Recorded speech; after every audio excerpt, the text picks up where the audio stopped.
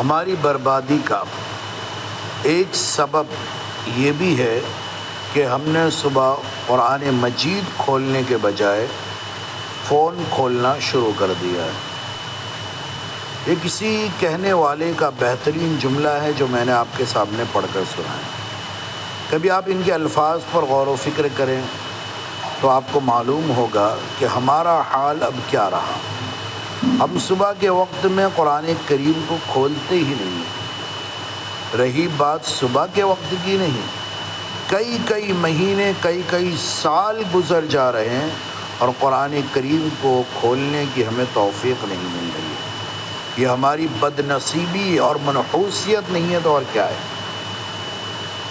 عوام کا طبقہ تو الگ، خواص کا طبقہ بھی اس کے اندر مبتلا ہے، یعنی جو حفاظ کہلاتے، جو علماء کہلاتے، وہ بھی قرآن کریم کی تلاوت سے دور ہے۔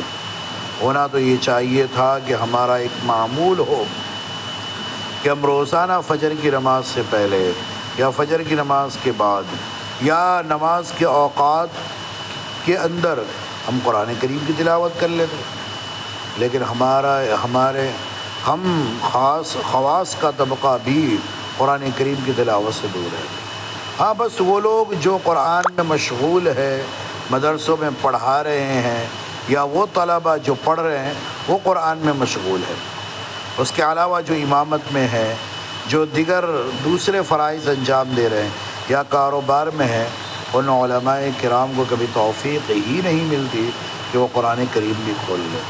اس لیے یہ افسوس کا مقام ہے میرے لیے بھی اور آپ کے لیے بھی، لہذا ہمیں قرآن کریم کو پڑھنے کی کوشش کرنا چاہیے اور روزانہ اس کی تلاوت کرنی چاہیے۔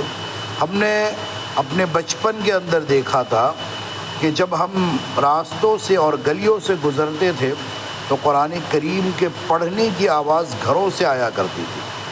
آپ کو معلوم ہوگا، آپ میں سے بہت سو کو معلوم ہوگا، گھروں سے پڑھنے کی آواز آتی تھی، گھر کی مستورات کے پڑھنے کی آواز آتی تھی، لیکن آج گھروں سے صرف فون کی آواز آ رہی ہے، گھروں سے صرف کامیڈی کی آواز آ رہی ہے، گھروں سے صرف گانوں کی آوازیں آ رہی ہے۔ پھر ہمارے گھروں کے اندر پریشانیاں نہیں آئے گی تو پھر کیا آئے گا؟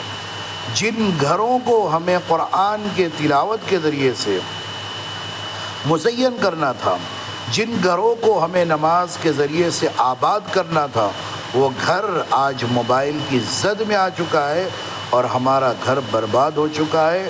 گھروں کی محبت ختم، سکون ختم اور پریشانیاں شروع۔